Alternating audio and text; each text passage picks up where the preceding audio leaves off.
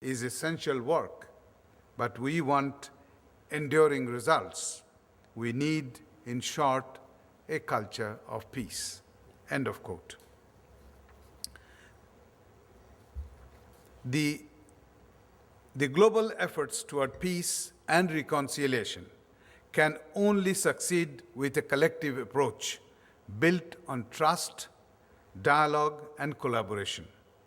For that, we have to build a grand alliance amongst us all, particularly with the proactive involvement and participation of civil society and young people.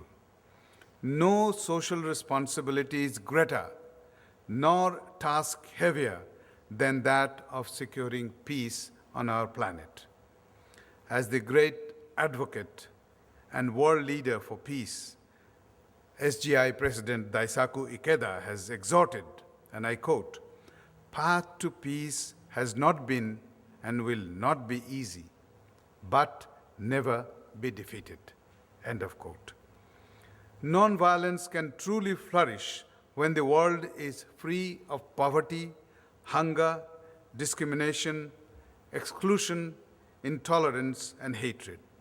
When women and men can realize their highest potential and live a secure and fulfilling life. Until then, each and every one of us would have to contribute collectively and individually to build peace through nonviolence. As Mahatma Gandhi has said, and I quote, "Nonviolence is not a garment to be put on and off at will. Its seat is in the heart, and it must be an inseparable part of our very being." End of quote. I also join Martin Luther King Jr. when he said, and I quote, "At the center of nonviolence stands the principle of love." Why do I put such emphasis on culture of peace? 3 reasons. First, it targets individuals. There cannot be true peace unless our mind is at peace. Second, it brings together all actors from various strata of our society. It involves parents, family, teachers, artists, journalists, students, and community and religious leaders, people from all walks of life. Third, it sets its goal not on the principle of an eye for an eye, but on tolerance, solidarity, and dialogue to settle differences and heal wounds. The paradox that we perceive in today's world is mind-boggling.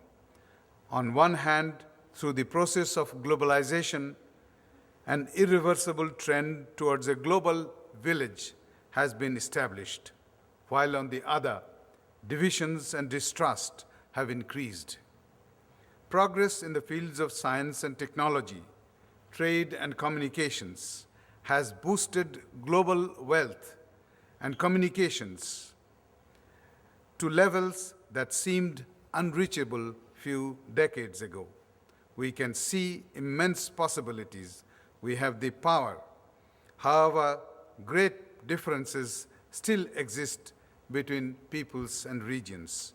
Disparities and inequalities have increased over the years, creating a new era of insecurity and uncertainty. We are living in years when people fear deadly attack by terrorists, suffer from genocide, or massive violations of human rights carried out by, on many occasions, their own governments. Despite the great advances in science and technology and medicine, millions are dying from HIV/AIDS and other diseases. Despite all the progress, too many people live in extreme poverty and hunger, or do not have access to as basic things as clean water, or education and health. Unfortunately, worst victims in this everywhere are the women and children. Poverty and lack of opportunities deprive people of their dignity as human beings, leaving them hopeless and incapable of pursuing the kind of life they may deserve. Marginalization and abuse because of ethnicity, gender, or religion, repression or bias, violence or intolerance are all closely linked to poverty and the concurrent lack of basic human rights and opportunity.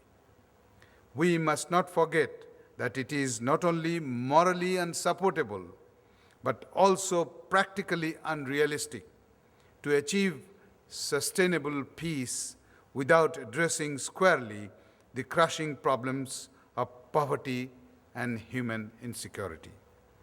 There will be no development without peace, and no peace without development. In conventional belief, differences are perceived to trigger confrontation and conflict. I, however, believe differences are not a threat. It should be perceived as ever-energizing diversity that has fueled human progress. In today's world, more so, it should be seen as the essence of a new humanity, a new global civilization based on inner oneness and outer diversity. The flourishing of culture of peace will generate the mindset in us that is a prerequisite for the transition from force to reason, from conflict and violence to dialogue and peace. Culture of peace will provide the bedrock to support a stable, progressive, and prospering world, a world that is finally at peace with itself. It is in this context I take immense pride that our beloved and sometimes unduly maligned world body, the United Nations, has been at the forefront in building a culture of peace throughout the world. The adoption in 1999 by the UN General Assembly of the Declaration and Programme of Action on Culture of Peace was a watershed event. It was an honor for me to chair the 9-month-long negotiations that led to the adoption of this historic, norm-setting document that is considered as one of the most significant legacies of the United Nations that would endure generations. The United Nations work has been particularly bolstered by the broad-based support of civil society. We are now in the final years of the International Decade for a Culture of Peace and Nonviolence for the Children of the World, proclaimed by the United Nations. This decade, covering the period 2001 to 2010, is spearheading a global movement for culture of peace.